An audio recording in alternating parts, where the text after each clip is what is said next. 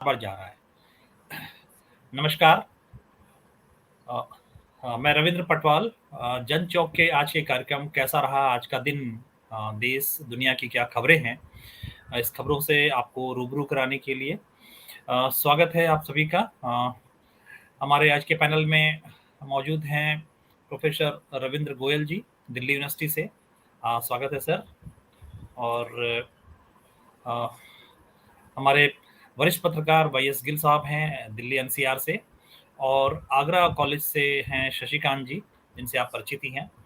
तो हम लोग आज की मुख्य खबरें जो हैं, जो चल रही हैं इस समय मौजूदा, उसमें तो एक तो ये है कि जो आईएएस कपल हैं जिनको पिछले दिनों पाया गया था त्यागराज स्टेडियम में 6 बजे से, उनकी ओर से घोषणा थी कि वो बंद कर दें और उसके बाद वो अपने कुत्ते को स्टेडियम में टहलाते थे। तो उनको गृह मंत्रालय की ओर से एक जो है उनको सजा के तौर पर, पति पत्नी दोनों आईएएस हैं चूंकि, तो एक को लद्दाख और एक को जो है अरुणाचल ट्रांसफर किया है पनिशमेंट पोस्टिंग के रूप में। इसको लेकर काफ़ी जो है आज दिन भर ट्विटर पे काफ़ी हलचल रही है और तमाम तरह के मीम्स और देखने को मिले हैं कि ये सजा, इसको सजा मान रहे हैं कुछ लोग, इसको कह रहे हैं कि ये तो पनिशमेंट की जगह पे ऐसे टाइम पे जो है एक तरह से प्राइज दिया गया है दिल्ली की इतनी गर्मी में। तो दूसरी तरफ अगर हम खबरों में देखें तो आज एक भीषण हादसा हुआ है जम्मू कश्मीर, जम्मू कश्मीर के अगर लद्दाख क्षेत्र में के पहले करीब 7 जवानों की एक ट्रक जो है, इसमें करीब 26 थे, उसमें 7 लोगों की मौत हो चुकी है, बाकी लोग घायल अवस्था में हैं, खड्ड में गिर गई थी। तो ये कुछ प्रमुख खबरें हैं। और इसके अलावा अगर आप देखें तो इस बीच में तमिलनाडु में भी जो है, जो कल पीएम मोदी का दौरा हुआ था उसमें, और स्टालिन, एम के स्टालिन के बीच में कुछ नोक-झोंक हुई है, उसको लेकर भी तमिलनाडु की राजनीति गरमाई हुई है। वहाँ से भी काफ़ी मैसेज और संदेश, अलग-अलग तरह से प्रतिक्रियाएँ वहाँ से लोगों की आ रही हैं। और बाकी खबरों के लिए एक विस्तार में हम लोग सबसे पहले शशिकांत जी के पास चलेंगे। शशिकांत जी, क्या है आज के पास आपके पास खबरें? सभी को नमस्कार। आपने आरंभ में जो 7 जवानों की जो दुखद मृत्यु है उसके बारे में बताया है, उस जो कि लद्दाख क्षेत्र में हुआ और ये जवान हायर पोस्ट्स पर जा रहे थे। एक अन्य खबर है जिसमें कि नारकोटिक कंट्रोल ब्यूरो ने जो आर्यन खान के मामले में जो ड्रग के चार्जेस लगाए थे, ये अक्टूबर 3 को 2021 में उनकी गिरफ्तारी भी हुई थी और काफ़ी विवादास्पद रहा था। इस मामले में आर्यन खान सहित 5 लोगों पर जो भी चार्जेस हैं उनको मुक्त कर दिया है और उसमें अपनी एक फाइनल रिपोर्ट जो है दाखिल की है। और इसी के साथ ही इसमें एनसीआरबी की भूमिका पर भी काफ़ी चर्चा हो रही है और ये देखना है कि केंद्र सरकार इस मामले में अभी हालिया कदम उठाते हुए समीर वानखेड़े जो वहाँ के अधिकारी थे, उनके खिलाफ कार्रवाई करने की भी इजाज़त दे दी है। तो ये एक महत्वपूर्ण खबर है। दूसरी खबर ये है कि हरियाणा की राजनीति में एक बहुत ही केंद्रीय भूमिका रहने वाले और 5 से अधिक बार तक विधायक का चुनाव जीतने वाले और मुख्यमंत्री रहे ओम प्रकाश चौटाला, उनको 4 साल की सज़ा आय से अधिक संपत्ति के मुकदमे को केंद्र में रखा गया है और इस पर उनको सज़ा सुनाई गई है और साथ ही 50 लाख रुपए का जुर्माना भी लगाया गया है। और कोर्ट ने ये भी कहा है कि उनकी जो 4 संपत्तियाँ हैं, वो भी जब्त की गई हैं। और उनके वकील की तरफ से ये कहा गया कि इनको लीनिएंट दिया जाए क्योंकि ये पहले भी सज़ा याफ्ता रहे हैं। तो उनका कहना, कोर्ट का ये कहना था कि नहीं, ये चूँकि ये सार्वजनिक पद को धारण करते रहे हैं इसलिए इनके मामले में कोई लीनिएंसी नहीं हो सकती है। और अगली खबर ये है कि पंजाब में जो स्वास्थ्य मंत्री सिंगला, जिनको अरेस्ट किया गया था भ्रष्टाचार के मामले में, उनको 10 तारीख तक के लिए जुडिशियल न्यायिक हिरासत में भेज दिया गया है। और एक अन्य खबर है जिसमें कि केंद्र ने सुप्रीम कोर्ट में ये जवाब दाखिल किया है कि राज्यों से प्राप्त विभिन्न जानकारियों में जो एनआईसी, नेशनल इन्फॉर्मेटिक्स सेंटर ने एक पोर्टल डेवलप किया था और उस पर अनऑर्गेनाइज्ड सेक्टर के लगभग 27.5 करोड़ लोगों ने, अनऑर्गेनाइज्ड सेक्टर के वर्कर्स ने पोर्टल में रजिस्ट्रेशन कराया है। उसमें उसका प्रोफाइल अभी स्पष्ट नहीं हुआ है कि कितने पुरुष, कितनी महिलाएं या अलग-अलग क्षेत्रों से कितने हैं, लेकिन पूरे देश भर में यदि 27.5 करोड़ अनऑर्गेनाइज्ड सेक्टर के लोगों ने केवल वेब पोर्टल पर रजिस्ट्रेशन कराया है। हम ध्यान रखें कि ये इस सेक्टर में ज़्यादातर लोग ऐसे भी होते हैं जो शिक्षित नहीं होते हैं, तो एक बड़ी आबादी इस पूरी परिधि से बाहर भी होगी। तो ये महत्वपूर्ण है कि ये अपंजीकृत क्षेत्र में या अनऑर्गेनाइज्ड सेक्टर के जो लोग हैं, उसमें लगभग 28 करोड़ लोग जो है वो एनरोल हुए हैं रोजगार के लिए सरकारी वेबसाइट में। और इसको लेकर के सुप्रीम कोर्ट ने केंद्र से कहा भी है कि इसमें क्या योजनाएं बना रहे हैं और इसकी अगली योजना क्या है, और इस संबंध में अगली सुनवाई 20 जुलाई को होगी। इसमें केंद्र सरकार अपना पक्ष रखेगा कि इस बड़े सेक्टर के लिए क्या योजनाएं हैं। और एक अन्य महत्वपूर्ण खबर है जिसमें हिंदुस्तान के लिए एक महत्वपूर्ण, हिंदुस्तान के खास तौर से भारतीय भाषाओं के साहित्य और उसमें भी हिंदी साहित्य के लिए गौरव का विषय है कि एक महिला लेखिका, स्त्री लेखिका गीतांजलि श्री हैं, जिनकी रचना रेत समाधि, इसके जो ट्रांसलेशन है, इसका English translation tomb of sand को बुकर प्राइज दिया गया है। और संयुक्त रूप से गीतांजलि श्री और उनकी जो ट्रांसलेटर हैं उनको जो है दोनों को पुरस्कार दिया गया और ये शॉर्टलिस्टेड थी। और ये महत्वपूर्ण है, इसका अनुवाद डेजी रॉकवेल ने किया है और ज्यूरी के सदस्यों ने इस रचना को शानदार और अकाट्य बतलाया। तो ये एक महत्वपूर्ण खबर है।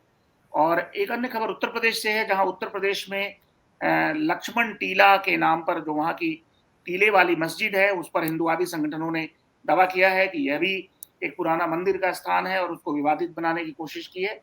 उसमें कई लोगों को गिरफ्तार भी किया गया है जो वहां मार्च करने वाले थे। तो इस तरीके से पूरे प्रदेश में एक तरफ तो डेवलपमेंट एजेंडा और विकास और तमाम बातें की जा रही हैं, और साथ ही जो सत्ता पक्ष से जुड़े हुए विभिन्न प्रकार के ऐसे संगठन हैं, उन संगठनों को एक तरह से सामुदायिक सांप्रदायिक विद्वेष की राजनीति के लिए जैसे लगता है कि खुला छोड़ दिया गया हो। तो ऐसा ये भी एक चिंताजनक खबर है उत्तर प्रदेश से। और एक अन्य अंतिम खबर मेरे पास है, जहां की तेलंगाना के बारे में बताया जा रहा है कि 2015 से 2021 के दौरान तेलंगाना का जो डेवलपमेंट है, विकास है, वो 11.7% रहा, जो दक्षिण भारत के राज्यों में सर्वाधिक था। और इस पूरे दौरान में बताया जा रहा है कि प्रति व्यक्ति आय 1,24,104 रुपए से बढ़कर दोगुनी जो है 2,78,833 रुपए हो गई है। और अन्य राज्यों की तुलना में ये प्रति व्यक्ति आय बताया जा रहा है कि 86% ज्यादा है। तो ये महत्वपूर्ण है। और ऐसे ही इसके प्रोडक्टिविटी के मामले में भी, एग्रीकल्चरल प्रोडक्शन में, इंडस्ट्रियल प्रोडक्शन में भी अन्य राज्यों की तुलना में तेलंगाना ने बेहतर परफॉर्म किया है। हम लोग इस पर चर्चा कर सकते हैं। तेलंगाना के वहाँ के मुख्यमंत्री ने अपने तेलंगाना मॉडल की बात की, तो वो मॉडल क्या है और यह क्या कारण है कि, तो इस पर भी हम लोग चर्चा कर सकते हैं। तो ये चंद मुख्य खबरें थी प्रवीण जी, बहुत बहुत धन्यवाद। चर्चा हो जानी चाहिए। मुझे लगता है कि आज 27 मई है और जवाहरलाल नेहरू 1964 में मरे, तो सब दौर में उसके बारे में जवाहरलाल नेहरू, उसकी भूमिका आदि पर भी चर्चा हो रही है विभिन्न पहलुओं से। और मुझे लगता है इस पर अगर हो सके तो हमको चर्चा करनी चाहिए। बिल्कुल बिल्कुल, ये हमारे ध्यान से छूट गया था, लेकिन इस पर भी चर्चा करेंगे। और एक अन्य रिपोर्ट जिसकी चर्चा कल हम लोगों की कल की खबरों में रह गई थी, वह थी कि नेशनल फैमिली हेल्थ सर्वे 5, जो हर 4-5 वर्षों के बाद आता है, ministry of health and family welfare के द्वारा ये कराया जाता है। और इस सर्वे में एक महत्वपूर्ण आंकड़ा है, खासतौर से भारत के शाकाहारी, मांसाहारी या शराब और जो फूड कंजम्पशन है उसके पैटर्न को लेकर के, और ये पॉलिटिकल इश्यू भी कई बार बन जाता है। तो इस लिहाज से इस सर्वे का एक रिपोर्ट का जो मुख्य बातें हैं वो मैं सामने रखता हूँ। ये 2019 और 21 के बीच का सर्वेक्षण है, जिसमें 15 से 49 वर्ष की आयु के भारतीय नागरिकों का किया गया। और इसमें निष्कर्ष एक निकला है कि भारत में पूर्णतः मांसाहारी जो पुरुष हैं उनकी संख्या 83.4% है, 83.4%। और ये पिछले जो सर्वे था उसमें केवल प्रतिशत 78.4% था। तो ये महत्वपूर्ण है कि ये तमाम राज्यों में नॉन वेजिटेरियन फूड ईटर्स की संख्या में एक रिमार्केबल ग्रोथ हुई है, और संख्या पर्याप्त, खास तौर से 83.4 यानी लगभग 83.5% है। और वही महिलाओं में ये मांसाहार की जो है वो 78.4 था नेशनल फैमिली हेल्थ सर्वे 4 में, जो कि घट करके 70 पॉइंट समथिंग हुआ है।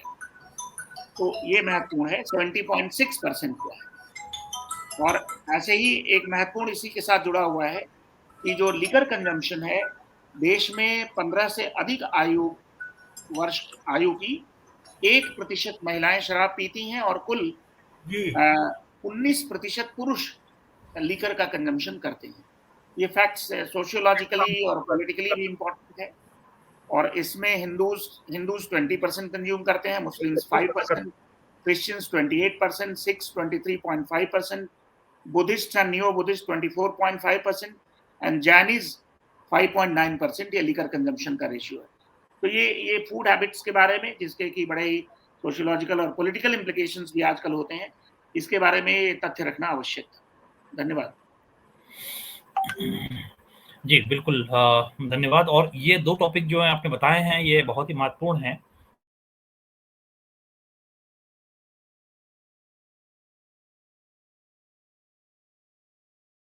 रविंद्र जी, आपकी आवाज ब्रेक कर रही है। हेलो। हाँ, अब आ रही है, बोलें।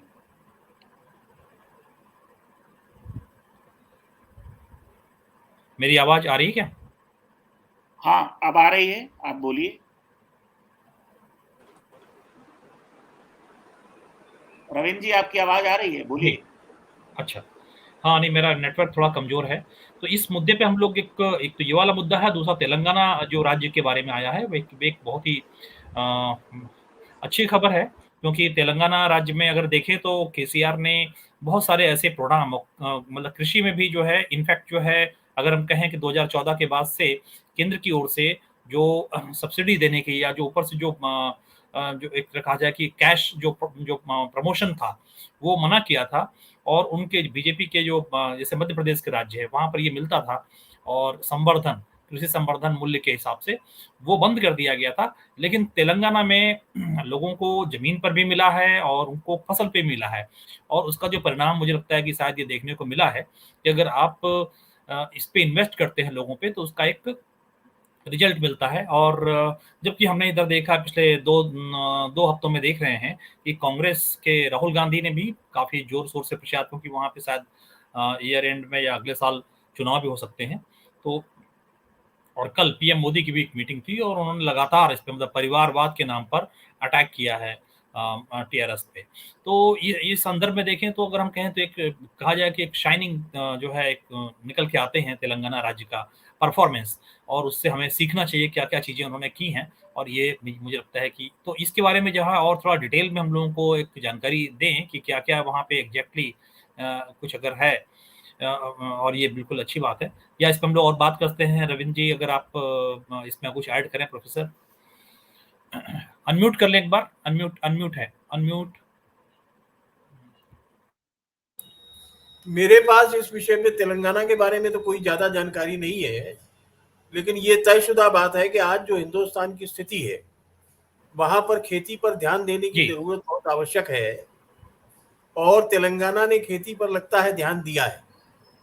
इस देश के अंदर जो खेती की स्थिति है वो बहुत ही दयनीय है, और अगर राज्य उसकी तरफ ध्यान देगा तो निश्चित रूप से लोगों की आय में भी बढ़ोतरी होगी, लोगों की खुशहाली में भी बढ़ोतरी होगी। और मुझे लगता है तेलंगाना मॉडल का यही राज है, लेकिन मुझे ज़्यादा नहीं पता है, मैं माफ़ी चाहता हूँ। कोई और साथी बताएंगे तो शायद सुविधा होगी। जी गिल साहब, अनम्यूट कर लें। पहली तो बात है मैं ये कहना चाहूँगा कि प्रति व्यक्ति आय जो है, पर कैपिटा इनकम, एक भ्रमक पूरा एक भ्रम पैदा होता है कि कितना समृद्धि है कितनी गरीबी है, इसका पता नहीं चलता है। क्योंकि हिंदुस्तान में बहुत बड़ा तबका बहुत ही गरीब है, और अमीरों के पास में बहुत ज़्यादा धन है।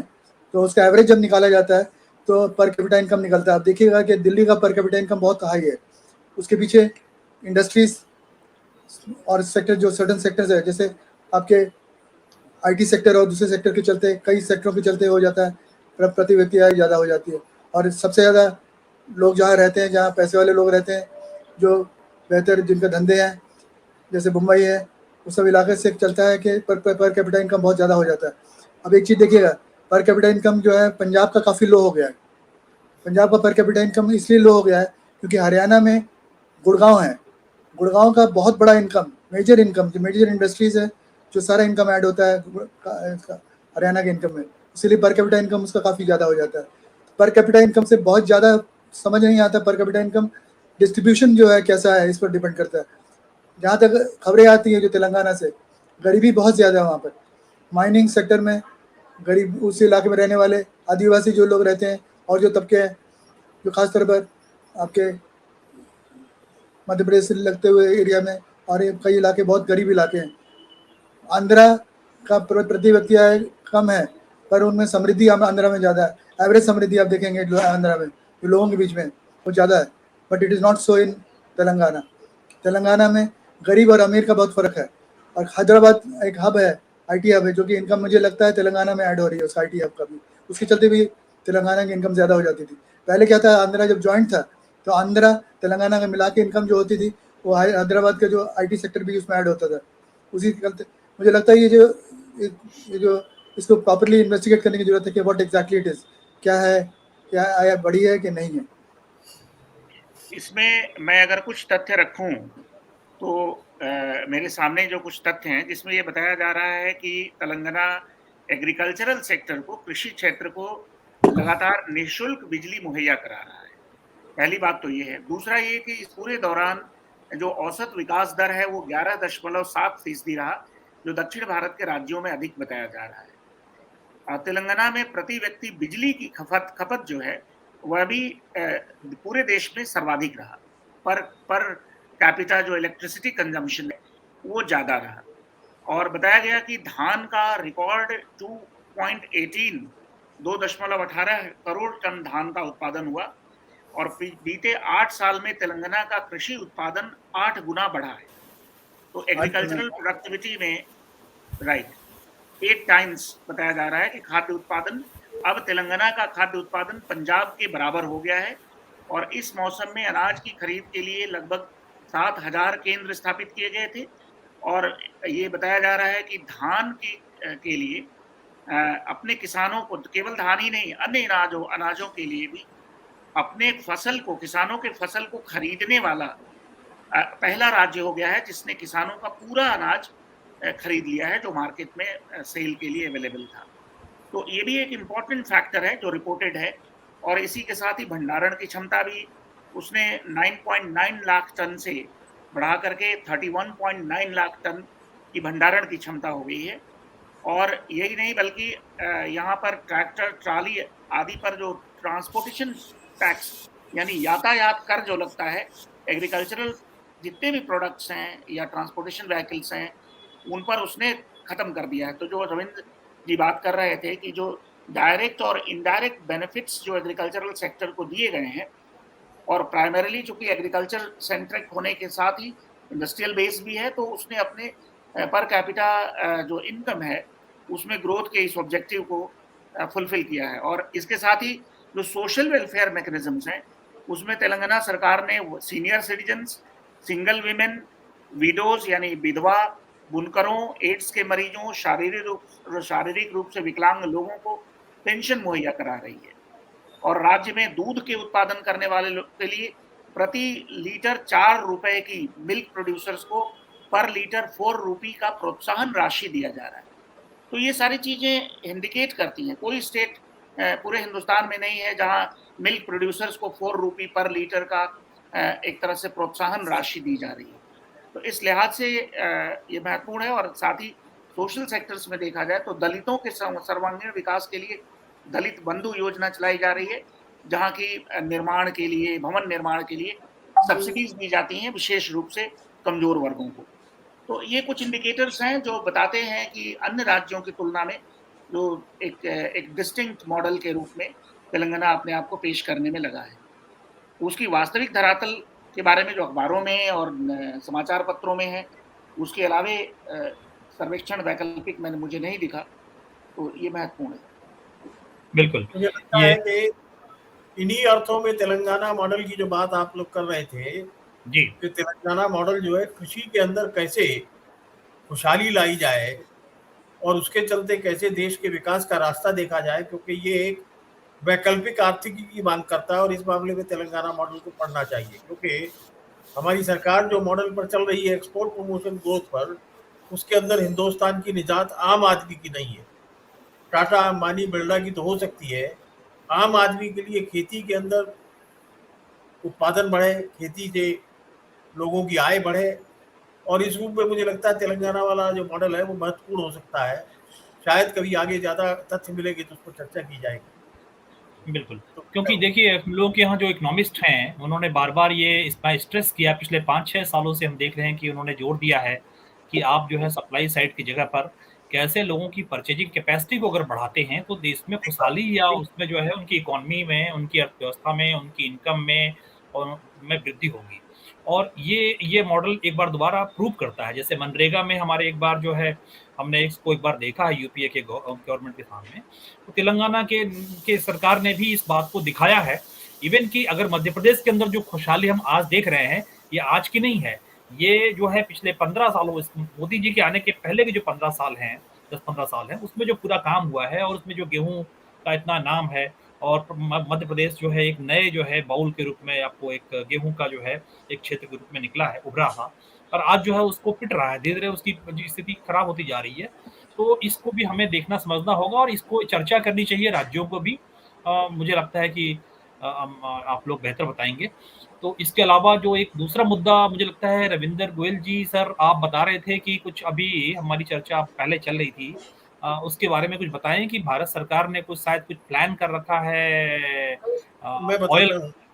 जी, दरअसल हुआ ऑयल। क्या है, पेट्रोल और डीजल के दाम से और उसके ऊपर सरकार ने जो टैक्स लगाया है, अंतर्राष्ट्रीय पेट्रोल और डीजल के दाम बढ़ने की वजह से, क्रूड ऑयल का दाम बढ़ने की वजह से इस देश के ज्यादातर गरीब लोगों का तो टैक्स के जरिए उन्होंने खसगा निकाला है। लेकिन इसका एक दूसरा पहलू भी है कि जो तेल उत्पादक या गैस उत्पादक हमारे देश में है, उनको भरपूर मुनाफा हुआ है। और इसके अंदर एक बड़ा महत्वपूर्ण नाम रिलायंस इंडस्ट्रीज का है। तो दुनिया के अन्य देशों में तो ये मांग हो रही है, और इंग्लैंड में तो उन्होंने तेल से जो विंडफॉल गेन हुआ है, जो एक ये अति अप्रत्याशित मुनाफा हुआ है, उसके ऊपर अन्य टैक्सों के अलावा 25% टैक्स लगा दिया है। भारत में भी इसकी चर्चा हो रही है।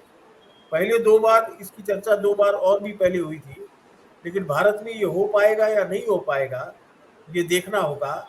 क्योंकि ऐसा अखबारों में खबर आ रही है कि सरकार लगाने का सोच रही है, लेकिन फिर लोग उसका विरोध करते हैं कि नहीं, इसका नहीं होना चाहिए। तो ये पूंजीपरस्त सरकार कर पाएगी, मुझे खतरा है, लेकिन ये चर्चा हो रही है। और अगर ये लगा करके पैसा जो मिलता है, अगर इस देश में अस्पताल बनाने के लिए या इस देश में कॉलेज बनाने के लिए अगर उस पैसे को लगाया जाए, तो मुझे लगता है एक सार्थक कदम होगा। ये जो विंडफॉल टैक्स है, ये खास विशेष किस्म के मुनाफे पर कुछ कुछ उसी तरीके से लगता है जैसे कि अगर आप जानते हो कैपिटल गेन टैक्स एक होता है।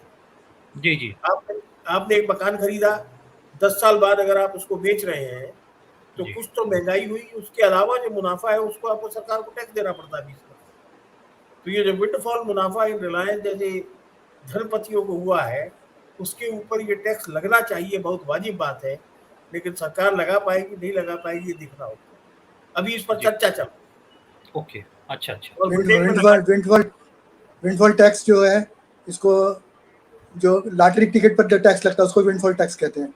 लॉटरी पर जो टैक्स लगता है, लॉटरी टिकट पर जो टैक्स लगता है उसको ठीक है, वो विंडफॉल एक टैक्स कहते हैं। लॉटरी हो गई ना कि तेल जो है महंगा अगर दुनिया में बिल्कुल। हुआ, तो भारत के जो उत्पादक है उनका भी तो उत्पाद महंगा बिका, उन्होंने भी तो पैसे कमाए। ऐसा आंकड़ा आ रहा है कि ये ओएनजीसी तो $3 बिलियन कमाएगा, सरकारी कंपनी है, और रिलायंस जो है $1.5 बिलियन कमाएगा। $1.5 बिलियन का मतलब है कि करीबन 75 करीबन आप 1100-1200 करोड़ रुपया, जी और वो 3000 करोड़ रुपया कमाएगा। तो इसके ऊपर जो है विंडफॉल टैक्स देना चाहिए, बनता है, वाजिब बात है। लेकिन सरकार लगाएगी या नहीं लगाएगी, ये देखो क्या करें। इस बीच में लोगों ने रूस से भी जो है तेल खरीदा है, और रूस से जो तेल खरीदा है उसमें करीब 25-30 डॉलर की कमी है, जो करंट जो प्राइसेस हैं बाहर इंटरनेशनल। मुनाफा रिलायंस कमाएगा अपने।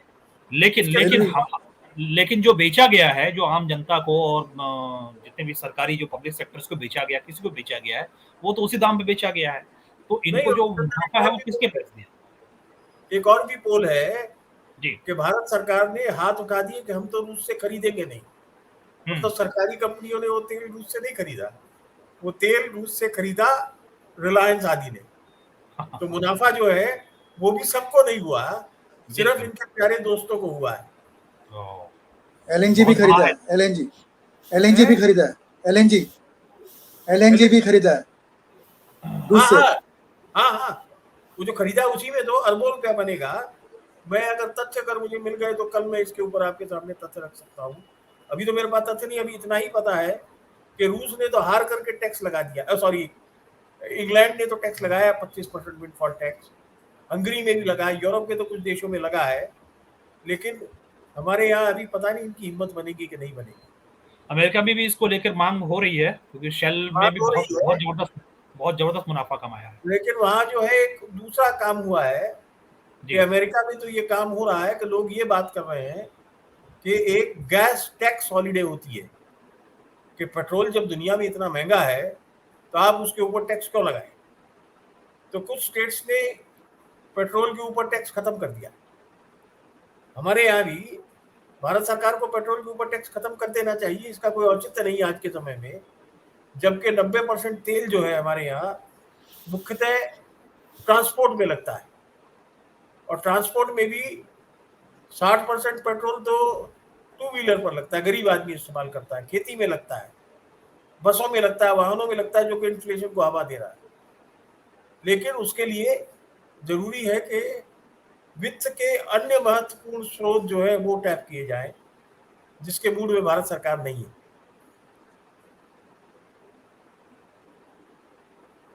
पब्लिक सेक्टर को टैक्स नहीं करना चाहिए, पब्लिक सेक्टर पर टैक्स नहीं लगाना चाहिए, वो पैसा वैसे भी सरकार को आता है। वैसे भी अगर आप देखें ना, कुछ लोग तर्क ये दे रहे हैं कि विंडफॉल टैक्स इस मत लगाइए कि पब्लिक सेक्टर से तो आप जो है डिविडेंड के रूप में ले लेंगे, कोई बात नहीं है, लेकिन प्राइवेट सेक्टर को जो मुनाफा उसका क्या होगा। ये सारा आर्गुमेंट जो है ये इसी पर बिल्ड किया जा रहा है। दो बार पिछले 15-20 सालों में इस पर चर्चा हो चुकी है कि, और आर्गुमेंट यही रहता है कि सरकारी कंपनियों पर टैक्स लगाने से क्या होगा जी, वो तो आप दूसरे तरीके से भी ले सकते हैं, लेकिन जो प्राइवेट सेक्टर को विंडफॉल हो रहा है उससे टैक्स क्यों ना लिया जाए, ये एक सवाल है जिस पर के सोचना चाहिए। बिल्कुल।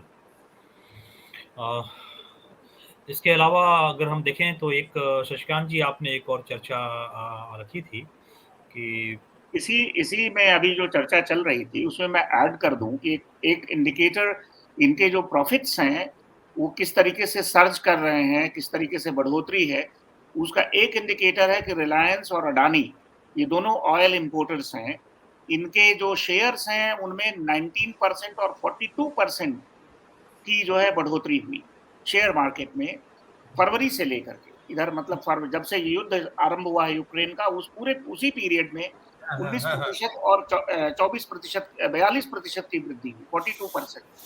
और इस पूरे दौरान में अडानी ने अपने युद्ध के दौरान केवल $26 बिलियन के एसेट्स अपने पूरे टोटल उसमें ऐड किए हैं, और आज की तारीख में उसका जो नेट वर्थ है वो 107 और 110 बिलियन से ज्यादा हो गया है, जो कि सूची में शामिल हो रहा है। राइट। और जिनका 2014 में इनका 7 या 8 बिलियन डॉलर था। तो आप इमेजिन करिए कि 7 और 8 बिलियन डॉलर से 2021 में 2020 में इनका 20 बिलियन डॉलर था, 20 बिलियन डॉलर 21 में इनका हो गया लगभग 75 to 78 बिलियन डॉलर, और अभी 2022 में ये 125 बिलियन डॉलर पहुंचने के स्थिति। आज के समय इसको हम लोग क्लासिक सेंस में कहते हैं कि एक्यूमुलेशन बाय डिस्पोजिशन, जो इसका राइट, ये एक तरह से सरकार और शासन की सहायता से लूट के द्वारा धन के संचय की एक अभूतपूर्व जो पटकथा है वो हिंदुस्तान में लिखी जा रही है। वो नहीं, वो सबसे दिलचस्प बात यह है कि तबाही के दौर में लिखी जा रही है। पैंडेमिक एग्जैक्टली तबाही के दौर में लिखी जा रही है। तबाही के दौर के अंदर जबकि हम आदमी जनमानस जो है बदहाल हुआ है, बेरोजगारी बढ़ी है, 22 करोड़ लोग जो है सरकारी उसके अंदर रखते हैं, उसके अंदर ये लोग पैसा जो है टनों के हिसाब से कमा रहे हैं। ऑक्सफैम ने एक अंदाजा लगाया था, लिस्ट एक आती है कि पिछले साल जो है हुरून रिच लिस्ट एक निकालते हैं, दुनिया की एक एजेंसी है, कि पिछले साल अडानी ने 1000 करोड़ रुपया प्रतिदिन के हिसाब से पैसा कमाया। तो ये है, खैर वो तो अलग बात है। इसको लोगों ने profiting from pain and profiting from ये भी कहा है कि ये एक तरह से दुख और दर्द दे करके मुनाफाखोरी की जो पूंजी की जो मौजूदा स्थिति है वो हम सामने देख रहे हैं। यही इसी को थोड़ा सा एक बताने के लिए कि ये महंगाई के दौर में जब वो चिल्ला रहे हैं हमारा माल नहीं बिक रहा है, उनका मुनाफा हो रहा है, तो इसका कारण है कहीं ना कहीं उसका स्रोत है ना, वो दाम दनादन बढ़ा रहे हैं और वहीं से उनका मुनाफा आ रहा है। इसी नोट्स के साथ हम लोग आज याद करें अपने पहले प्रधानमंत्री जवाहरलाल नेहरू को, जिन्होंने पब्लिक सेक्टर की शुरुआत करते समय कहा था कि ये भारत के आधुनिक मंदिर होंगे, और उस परिकल्पना को उन्होंने अपने जीवन काल में कहा जाए कि अपने 2 या 3 जो है पंचवर्षीय योजनाओं में उसको उसकी नींव रखी थी। उसके लाभ को हम लोगों ने, एक विंडफॉल की बात हमने अभी की है, और एक विंडफॉल वो था जो पब्लिक सेक्टर के जरिए इस देश के करोड़ों लोगों को मिला था। और उसमें आपके सीमेंट उद्योग, आपके नहरें, आपको जो है बिजली के कारखाने, आपके IIT, आपके इसरो से लेके तमाम वो संस्थाएं हैं, फिल्म से लेके, मतलब वो कोई भी उन्होंने क्षेत्र नहीं छोड़ा। उन्होंने कुछ ऐसे नखलिस्तान बनाए जिसका फायदा हमको आने वाली समय में लगातार मिलता रहा है। और आज जो है ये कहें कि कांग्रेस ने भी उसमें योगदान दिया है, लिबरलाइजेशन के दौर में उसकी शुरुआत की, और उसको आज एक बहुत ही बुलेट रफ्तार से डिसइन्वेस्टमेंट, विनिवेश किया जा रहा है। और उसको वही जो हम बात कर रहे हैं कि कैसे वो इतनी ज़्यादा मुनाफा कर रहे हैं, क्योंकि उन क्षेत्रों को उन्होंने की सेक्टर्स को उनके हाथ में सुपुर्द कर दिया, जिसके कारण उनको इतना मुनाफा हो चुका। ये चाहता तो पब्लिक सेक्टर भी कमा सकती थी जिनके हाथ में ये था। तो हम लोग आज उनकी जो है आज पुण्यतिथि है, उनको याद करते हुए क्या उनका योगदान था उसके बारे में भी अगर हम लोग 2-2 मिनट चर्चा करेंगे, तो क्योंकि आज जो है करीब मतलब कि 64 में उनकी मौत हुई, 27 8 साल हो गए, सॉरी 58 साल हो गए जी। और 10 साल पहले उन्होंने, उसके पहले 54 में शायद उन्होंने अपनी जो है मौत का वसीयतनामा लिखा था कि उनकी अस्थियों को अगर थोड़ा बहुत जो है अगर आप इलाहाबाद के संगम में छोड़ दें, बाकी पूरा जो है आप एक जो है एरोप्लेन से, हेलीकॉप्टर से पूरे देश के उन किसान जो इस धरती को, इस देश को बनाते हैं, उनके खेतों में अगर कण के रूप में उनकी अस्थियां चली जाती हैं, तो उसमें समाहित होकर उसमें मिलकर वो जो है, और इलाहाबाद से जाती है, जो बहती है, वो महासागर में जाके मिलती है, वो बेसिकली उनके तट है, मतलब कि उन जगहों से होते हुए जाएगा, तो उसके अंदर मैं बसूंगा। ये उनकी एक अंतिम इच्छा ये थी। वैसे प्रधानमंत्री नेहरू को हम आज जो है जिस तरह से वर्तमान सरकार जो है एक लगातार, और इवन कांग्रेस भी ने भी उसको एक तरह से भुला दिया है अगर उस लिगेसी के बारे में सोचें। और वर्तमान सरकार तो लगातार उनके खिलाफ पहले से भी सरकार में न होने से लेकर और आज जो है खुलकर उसका विरोध तमाम तरह कर रही है। तो उसके बारे में हम लोगों की 2-2 मिनट की हम लोग बातचीत रखें। सबसे पहले गिल साहब आपसे मुखातिब होते हैं जी। नेहरू के कंट्रीब्यूशन को अगर देखा जाए तो पॉलिटिकल कंट्रीब्यूशन है जो, और मैंने देश को बिल्डअप करने में कंट्रीब्यूशन तो एक अलग है। पॉलिटिकल कंट्रीब्यूशन में हिंदू कोड बिल जो था उसको लेकर उन्होंने लड़के पास करवाया, ताकि क्या है कि जो हिंदू मैरिज एक्ट वगैरह जो बाकी जो एक्ट्स थे उससे रिलेट कर रहे थे, उसको एक नया रूप दिया, जिसके खिलाफ इवन कांग्रेस के अंदर भी खिलाफ हो रहा था कि हम इसको चेंज नहीं करेंगे, जो हमारे ट्रेडिशन है उसको चेंज नहीं करेंगे। हिंदू ट्रेडिशन में मैं एक चीज़ बता देना चाहता हूँ, हिंदू ट्रेडिशन में एक था कि मर्द कितनी भी शादी कर सकता है, कोई उसमें रोक टोक नहीं थी, 4 शादी 5 शादी नहीं, कितनी भी शादी कर सकता था। बंगाल के कुछ पंडित जो होते थे, जो घूमते फिरते रहते थे, उन्होंने कई गांव में शादी कर रखी होती थी, तो एक बहुत बड़ा न्यूसेंस था। तो हिंदू कोड बिल के पास होने से एक इम्पोर्टेंट एक चरण आया, जिससे क्या है कि उसमें काफ़ी कांग्रेस के अंदर भी मतभेद था, उसके बावजूद नेहरू ने एक बहुत क्लियर कट स्टैंड लिया था। दूसरा एरिया है जो नेहरू के अलावा और लोग भी उसमें कंट्रीब्यूशन है उनका, पर नेहरू ने उस चीज़ को बशक्ति से लागू किया था, वो था, मुझे लगता है कि राजेंद्र प्रसाद जो पहले राष्ट्रपति थे उन्होंने तो कहा था कि शायद मैं इसको रिजेक्ट कर दूंगा ना, कुछ ऐसा कहा हाँ, था। बिल्कुल बिल्कुल बिल्कुल हो रहा था, क्योंकि वो दूसरे पक्ष में थे, राजेंद्र प्रसाद दूसरे पक्ष के थे, और भी दूसरे लोग थे जो बनारसी दास वगैरह और बहुत लोग बहुत खिलाफ थे उनके। अब इनके क्या है कि ये जो दूसरा ये है कि जमींदारी उन्मूलन एक्ट, जमींदारी का उन्मूलन, ये बहुत इंपॉर्टेंट था, 56 में हुआ, ये 56 में हुआ, हालांकि ये 52 में जन्मभूमि उन्मूलन यूपी में हो चुका था, उत्तर प्रदेश में पहले हुआ, उत्तर प्रदेश के बाद में इंडिया में 56 में हुआ। ये एक इम्पॉर्टेंट एरिया था, जिससे क्या है कि ज़मीनें इन लोगों को मिली, जो आज जो ऐसी जातियाँ हैं, जो किसान जातियाँ हैं, जैसे कि जाट है, जैसे कि मराठे हैं, यहाँ आंध्रा के यादव में उतने नहीं जितना आंध्रा के जो कम्मा है, वो जातियों के पास में ज़मीन नहीं थी, वो ज़मीन में सब जमींदारों के पास थी। वो जमींदारी उन्मूलन से क्या हुआ कि बट गई ज़मीनें, जो बटी और सीलिंग लगाया गया, 20 एकड़ का सीलिंग लगाया गया और जमींदारी बटी। उसका पंजाब में जो हालत है, पंजाब में अभी भी है, किसी के पास में 15-20 एकड़ होना बहुत बड़ी बात होती है पंजाब में, वहाँ तो काफ़ी और जगह जहाँ लागू नहीं हुआ, इसको हमने लागू प्रॉपरली नहीं किया हिंदुस्तान के और इलाकों में, तो उसके लिए दिक्कत है कि प्रॉपरली लागू ना होने के चलते ठीक से डिस्ट्रीब्यूशन नहीं हो पाया। But land distribution was a very important aspect, और जमींदारी उन्मूलन एक्ट बहुत इंपॉर्टेंट था। एटलीस्ट इन दो चीज़ों को मैं टच करूँगा। गोयल साहब, देखिए, मैं थोड़ा दो बातें कहना चाहता हूँ, ज़्यादा मुझे नहीं कहना है जी। कि एक कद्दावर नेता होने के बावजूद नेहरू ने मुख्यतः इस देश के अंदर पूंजीवादी निजाम के विकास की नींव रखी, और जहां हम नेहरू की कंट्रीब्यूशन की बात करते हैं, वहां पर हमको यह भी जानना होगा कि नेहरू ही थे जिन्होंने के तेलंगाना जन विद्रोह का दमन किया था, और नेहरू ही थे जिन्होंने के पहली इस देश के अंदर कम्युनिस्ट सरकार जो है उसको डिसमिस किया था, नंबूदीवाद की सरकार, जो यही जमीन उन्मूलन के ज़्यादा महत्वपूर्ण कदम उठाना चाहती थी। यानी कि नेहरू की जब चर्चा हम करें तो हमें एक आलोचनात्मक दृष्टि रखनी चाहिए कि नेहरू ने जो चीज़ें की और जो चीज़ें नहीं की, क्योंकि आज का जो हिंदुस्तान का नक्शा है उसकी विरासत से नेहरू बच नहीं सकती।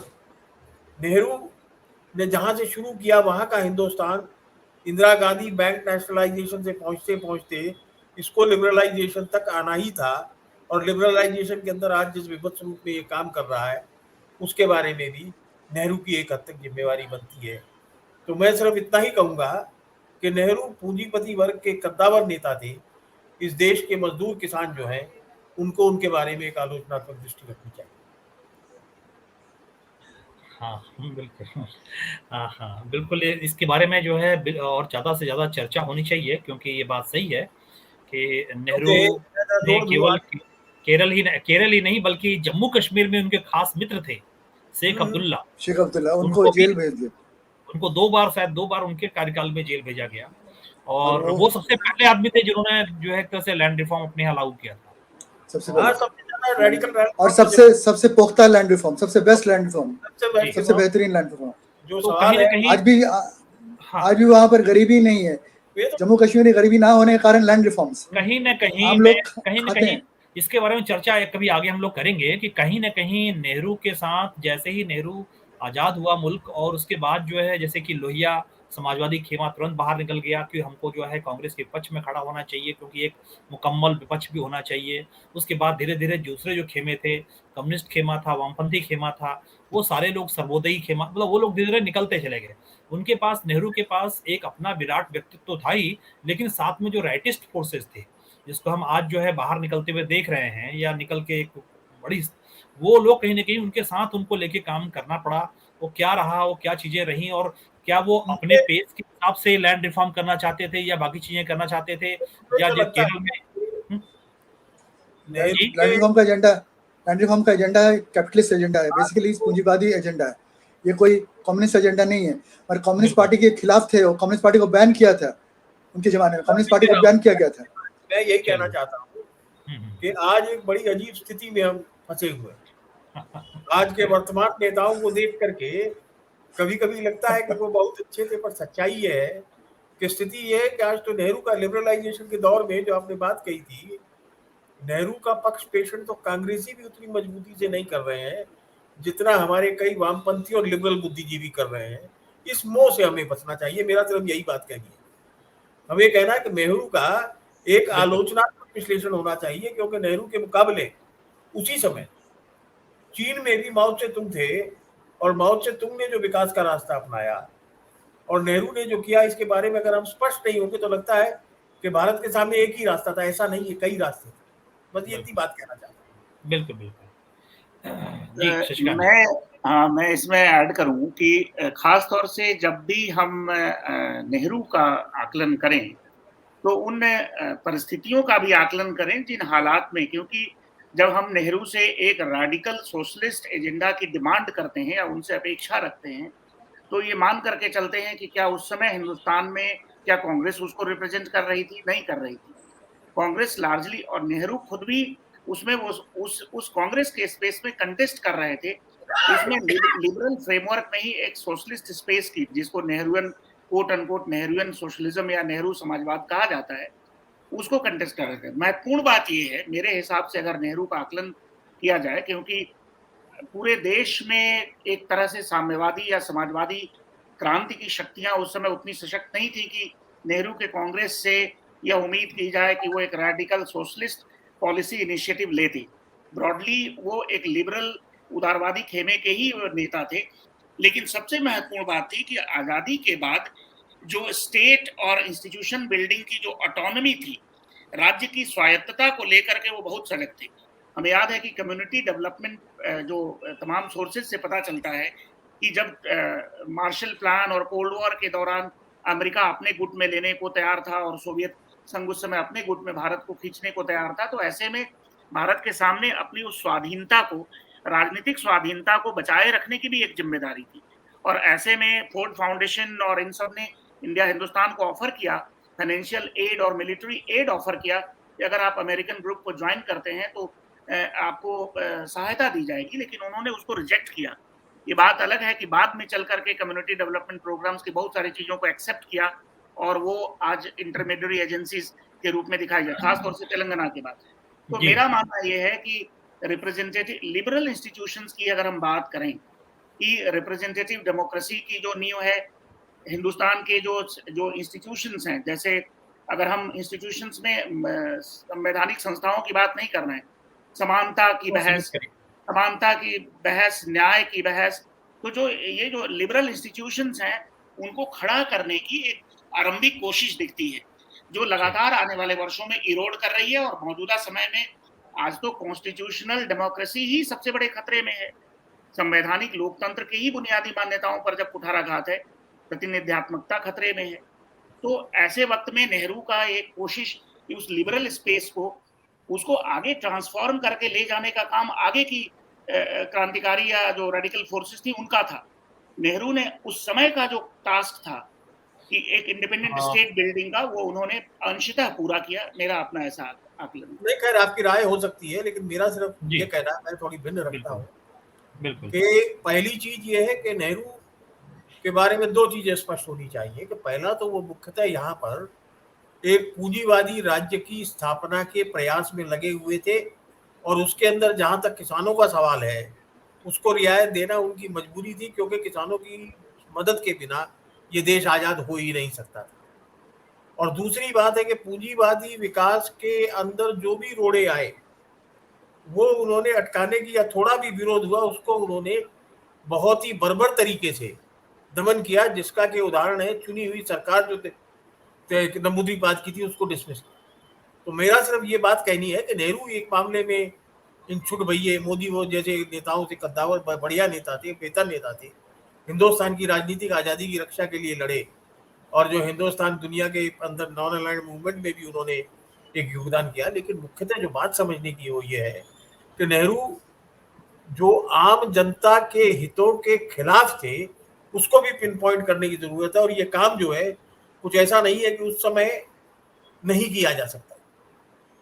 नेहरू के मुकाबला नहीं जी में भी तो यही काम किया गया, कृषि आधारित जी विकास का रास्ता रखा गया। तो जी, इस यानी कि पे तो हम लोग एक आपके नेहरू के इस संबंध पे में हम जो लोग ये एक जो है आलोचना, हम आगे एक बात कर सकते हैं। हम इसको अभी जो है हमारे पास समय की थोड़ी सीमा होगी, सीमा क्योंकि इस है और पे मतभेद रहेगा ये तो। इस पे हाँ नहीं, इस पे बिल्कुल है। और बिल्कुल ये बात सही है कि लोग कहते हैं कि बॉम्बे प्लान से शुरू होकर अगर हम देखें तो कहीं न कहीं उसको उसको उन्होंने लागू किया। लेकिन एक बात ये भी सही है कि अमेरिकन जो अर्थशास्त्री हैं, मैं उनका नाम भूल रहा हूँ, पॉल क्रुगमैन है या क्या नाम है उनका, जो अमेरिकन जिन्होंने गैल्ब्रेथ भारत जी सॉरी गैल्ब्रेथ गैल्ब्रेथ गैल्ब्रेथ नहीं है, वो नए अभी हैं वो जिन्होंने स्टिग्लिच जो जिन्होंने जी क्या पिकेटी या स्टिग्लिच? हाँ पिकेटी, थॉमस पिकेटी ने Piketty, Thomas Piketty. Thomas Piketty ने जो पहले हमारी आज़ादी से पहले और पूरा एक डेटा इकट्ठा किया है, उसमें पाया गया, हमने ये पाया है कि 50 से 80 के दशक के बीच में इन 30 सालों के अंदर भारत के अंदर जो मार्जिनलाइज, जो लोअर, जब नीच बॉटम 50% हैं, उनकी जो इकोनॉमी, उनका जो इनकम है, वो रिलेटिवली जो टॉप 10% थे उनसे बेहतर बढ़ी थी। ये बात, इसमें कोई संदेह नहीं है। और ये बात उसके हम खुद जानते हैं। हमारे परिवारों को हम जानते हैं कि वो किस तरह से वो एक रिलेटिवली, चाहे हिंदू रेट ऑफ ग्रोथ ही था भारत की इकोनॉमी, लेकिन वो समृद्धि इस मामले में अधिकांश जी एक सिर्फ बात कहूंगा कि वो हिंदू रेट ऑफ ग्रोथ जो है ये वर्तमान के हाई रेट ऑफ ग्रोथ से बेहतर था। बिल्कुल जो बात गिल साहब ने बताई थी कि पर कैपिटा इनकम में जी आप तो अमीर की आमदनी भी जोड़ देते हैं। ये जो है, ये जो ट्रिकल डाउन इकोनॉमिक्स में गरीब आदमी को ज्यादा नहीं मिल रहा है, सिर्फ एक थोड़ा बहुत ही मिल रहा है। लेकिन इसके चलते हम अपनी आलोचनात्मक दृष्टि को नहीं भुला देंगे। बिल्कुल बिल्कुल, यस यस बिल्कुल। तो ये हम लोग ये इसी की सार्थकता है, और इसी हमारी जो है बहस की, हो सकता है कि बाकी की बहसों से जो है वो अलग हो। और इसी के लिए हमारा ये एक तरह कहा जाए कि हम जनचौक को चला भी रहे हैं। तो आप सभी जो है दर्शकों से अनुरोध है कि आप ज़्यादा से ज़्यादा लाइक, शेयर और अपनी टिप्पणियों से हमें बाखबर रखें। आप सभी मेहमानों का, रविंद्र गोयल सर, गिल साहब और शशिकांत जी, आप आए, बहुत-बहुत धन्यवाद। जी, नमस्कार। आप हैं इसके मास्टर ऑफ सेरेमनीज। मुझे सर मत जी। कहिए, बहुत शर्म आती है मुझे, उम्र में ज्यादा अरे हो। नहीं था सर अच्छा, जी, जी। नमस्कार। नमस्कार, नमस्कार, शुक्रिया।